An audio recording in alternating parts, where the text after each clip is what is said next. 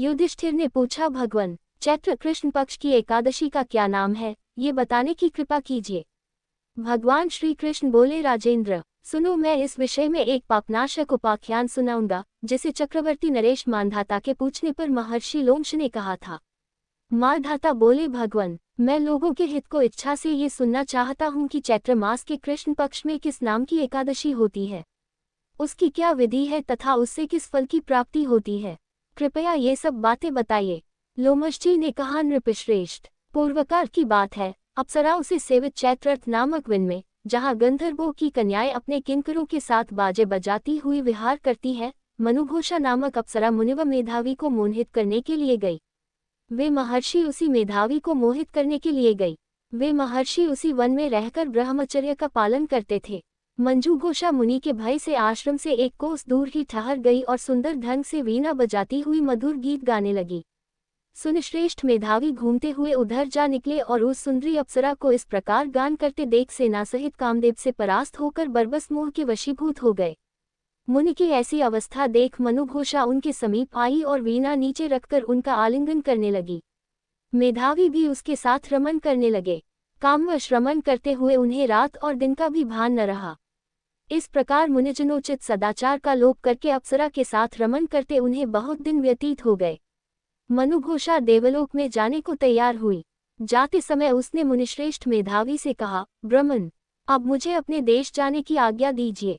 मेधावी बोले, देवी, जब तक सवेरे की संध्या न हो जाए तब तक मेरे ही पास ठहरो। अप्सरा ने कहा, विप्रवर, अब तक न जाने कितनी संध्या चली गई, मुझ पर कृपा करके बीते हुए समय का विचार तो कीजिए। लोमश जी कहते हैं, राजन, अप्सरा की बात सुनकर मेधावी के नेत्र आश्चर्य से चकित हो उठे। उस समय उन्होंने बीते हुए समय का हिसाब लगाया तो मालूम हुआ कि उसके साथ रहते 57 वर्ष हो गए।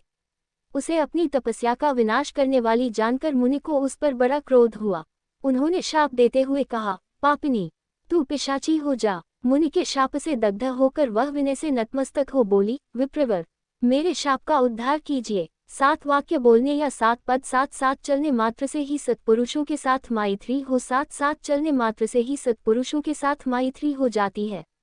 ब्रह्मन, मैंने तो आपके साथ अनेक वर्ष व्यतीत किए हैं, अतः स्वामिन, मुझ पर कृपा कीजिए। मुनि बोले, भद्रे, मेरी बात सुनो, ये शाप से उद्धार करने वाली है।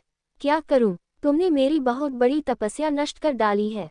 चैत्र कृष्ण पक्ष में जो शुभ एकादशी आती है उसका नाम है पापमोचनी। वह सब पापों का क्षय करने वाली है। सुंदरी, उसी का व्रत करने पर तुम्हारी पिशाचता दूर होगी। ऐसा कहकर मेधावी अपने पिता मुनिवर च्यवन के आश्रम पर गए। उन्हें आया देख च्यवन ने पूछा, बेटा, ये क्या किया? तुमने तो अपने पुण्य का नाश कर डाला। मेधावी बोले, पिताजी, मैंने अप्सरा के साथ रमन करने का पातक किया है। कोई ऐसा प्रायश्चित बताइए जिससे पाप का नाश हो जाए। च्यवन ने कहा, बेटा, चैत्र कृष्ण पक्ष में जो पापमोचनी एकादशी होती है उसका व्रत करने पर पाप राशि का विनाश हो जाएगा। पिता का ये कथन सुनकर मेधावी ने उस व्रत का अनुष्ठान किया। इससे उनका पाप नष्ट हो गया और वे पुनः तपस्या से परिपूर्ण हो गए। इसी प्रकार मनुयोवा ने भी इस उत्तम व्रत का पालन किया। पापमोचनी का व्रत करने के कारण वह पिशाच योनि से मुक्त हुई और दिव्य रूपधारिणी श्रेष्ठ अप्सरा होकर स्वर्ग लोक में चली गई। राजन, जो श्रेष्ठ मनुष्य पापमोचनी एकादशी का व्रत करते हैं उनका सारा पाप नष्ट हो जाता है। इसको पढ़ने और सुनने से सहस्त्र गोदान का फल मिलता है। ब्रह्म हत्या, सुवर्ण की चोरी, सुरापान और गुरुपली गमन करने वाले महापात की भी इस व्रत के करने से पाप मुक्त हो जाते हैं। ये व्रत बहुत पुण्यमय है।